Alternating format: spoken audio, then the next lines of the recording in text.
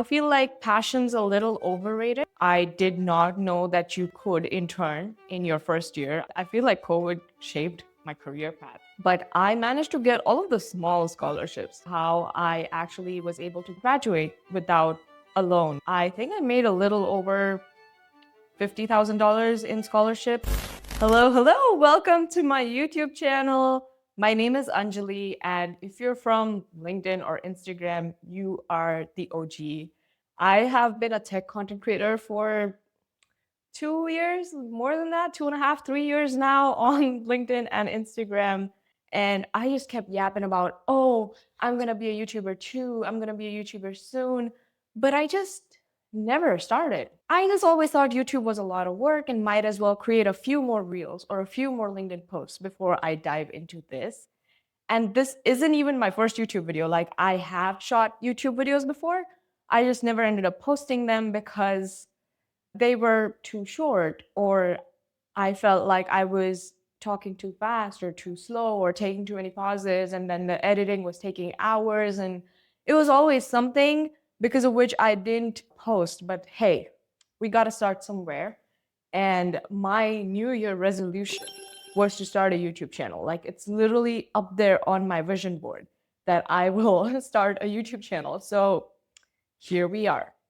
I'm gonna just introduce myself, talk a little bit about my journey in this video, and then I'll discuss what I plan on doing with my YouTube channel, because there have been a lot of situations when I share a reel and I get a lot of questions, right? And I try to address all of those questions by upcoming reels, but sometimes the questions are too detailed for me to be able to cover them in 60 seconds.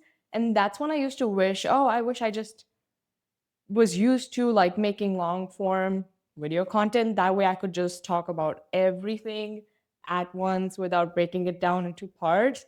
So that's what we're gonna do here. I just paused the video to check what it looked like, and the audio is yeah, but we're not gonna stop that. We're not gonna stop bad audio from having this video go live. So let's continue.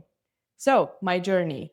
I think a lot of people just assume I was born and raised in America, but that's not the case. I was actually brought up in Gujarat, India, and I spent the first 18 years of my life there. And after that, I moved to the US to pursue my bachelor's degree. So I got a bachelor's in computer science from University of Maryland, and I also got a minor in cybersecurity and tech entrepreneurship. I was a student during COVID, so I could only experience in-person college for about a year and a half, and then I had to study from home, which is a little sad because I didn't get to fully experience my college life.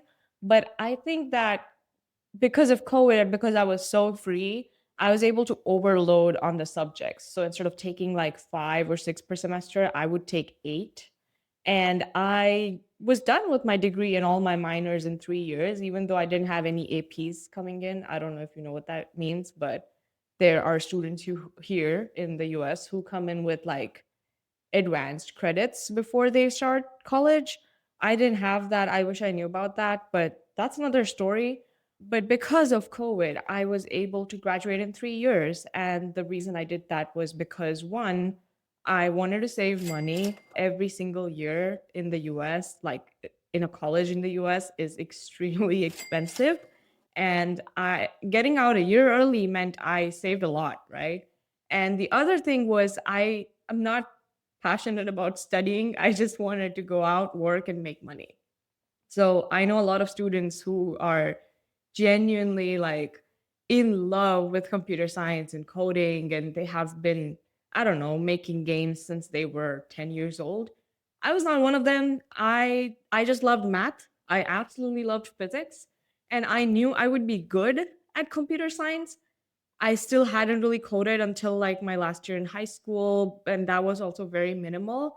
I just knew I would be good at it simply because I was good at math, and I knew it paid well. So the pay was the main reason I chose computer science, because my goal per se was to travel, right? I love traveling, and I traveling is an expensive hobby. So I needed something that gave me the flexibility, and a lot of software engineers are fully remote. I'm fully remote, so you can just walk out, and go live in another city anytime you want. So that's something I wanted. And software engineering pays well. So that's just the only reason why I chose CS. And I feel like passion's a little overrated.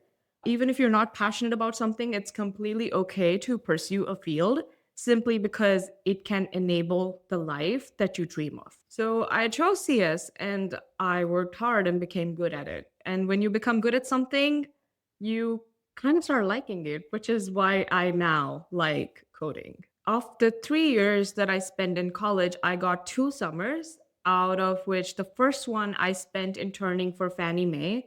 It's a company in Washington, D.C. It's kind of the backbone of the US housing industry. I really enjoyed my time there, and how I got it is a whole nother story. I did not know that you could intern in your first year. I just thought it was something that would come to me when I became like a third year student, because I think that is the norm in India, at least where I was. And then I found from all of my friends who were like, oh, I'm interning at this place and that place. And I was like, are we supposed to intern? Like, what's going on? And then I found out people just applied online, went to career fairs, even in their first year. So it was kind of a culture shock. And I was a little late to applying to places. Fannie Mae was the only company who gave me a chance. And thankfully, I cleared the interview. So I had an internship that summer. Otherwise, my chances were really low. I was really late at applying. And then the next summer, I was ready. This time I knew. So I worked really hard. I did a whole lot of stuff. I went to hackathons, conferences, cold emails, LinkedIn messages, just networking with people. And then also on the side, I was training myself when it came to lead code and system design, all of that. And I can cover all of that in a separate video because it's a lot. I can talk about it for hours. But after all of that, I joined Meta as a software engineering intern, which was a dream come true for me. I wanted to work in the Silicon Valley. I had a great time there. And then after that summer, the fall semester, I spent doing a cybersecurity project with AWS. So those two internships kind of trained me with both software engineering and like the cybersecurity side of things, which is what enabled me to get my current job at Microsoft. I've been working here for about 3 years, 3.5 years, and it's fun. So, yeah, that's kind of my journey. I also did a lot of other things in school. For example, I had a blank resume. So, just to build that, I became a teaching assistant, a research assistant. I started doing research on the side, networking with professors to get those opportunities. I also was constantly hunting for scholarships. I think I made a little over $50,000 in scholarships. And that also helped. And all of that led to me graduating debt free. And that's another video idea that I have. I want to cover how I actually was able to graduate without a loan. And I think because of that, I was really well off financially as soon as I started working because I got a sign on bonus, I got a lot of stocks, and I didn't have any loans to pay. So I was able to put all of that instead in a house. So now I'm a homeowner. So I think it's really important to find ways to get your degrees for free, especially in the US. And there are a lot of ways to do that. Even if you can't get the scholarships, like the big ones, as soon as you get into university, some universities are like, oh, you get 80% off your tuition, 90%. I wasn't one of those people. Because again, I had joined very late, very last minute, another long story. But I managed to get all of the small scholarships. Like there would be an alumni who would be like, oh, there's this essay you have to write, and you get $1,000. And it's not a lot of money, but when you keep doing that over and over for a lot of scholarships, you start winning them because you kind of know what to expect and what they expect. And that's how you can like make money through scholarships. So I'll cover all of that in another video. Oh wow, I have a lot of video ideas lined up. I need to start hustling. So that was about my software engineering and student life, right? What about content creation? So again, I was bored. It was COVID. I feel like COVID shaped my career path, but I had nothing to do after work. I would work 9 to 5. couldn't go out after that. I couldn't travel. I had nothing to do. So I just started writing a blog. It was a tech blog on medium.com. You can still check it out, but I would just make my study notes public or talk about my internship experiences, interview experiences, stuff like that. And I would repost them on LinkedIn. And all of those like took off. Like they performed really well. And more than just like the views and the likes, it was the comments that really got me because there were all of these people who were finding these notes very helpful. And 6 months down the line, I actually had people who were texting me or commenting that they craft a certain internship because they were referring to my, I guess, interview experience or my study notes, and that helped them. So the feeling of satisfaction that I got from that was just, it was amazing. It felt really good. So I continued doing that and posting on LinkedIn for about a year. And after a year, I was like, there's more I can do. What about students who prefer to learn visually? So I decided to jump into Instagram and started making these videos. And, I was nervous at first, like even like I am right now with the YouTube channel. Like, I don't know how this journey is going to go, but with Instagram, I was like, hey, I don't know anything about video editing. I don't know what works on the internet. I don't know how to say something that's really long, like my entire blog. How do I condense it into a 30 or 60-second video? I didn't have those skills. I was just winging it. It worked out. I think a lot of people started appreciating my videos, and my growth on Instagram was very, very slow. Like with LinkedIn, I took off almost instantly.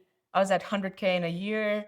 But with Instagram, it was like 1 year down, I was at 10K, which is not a bad number at all. It's amazing.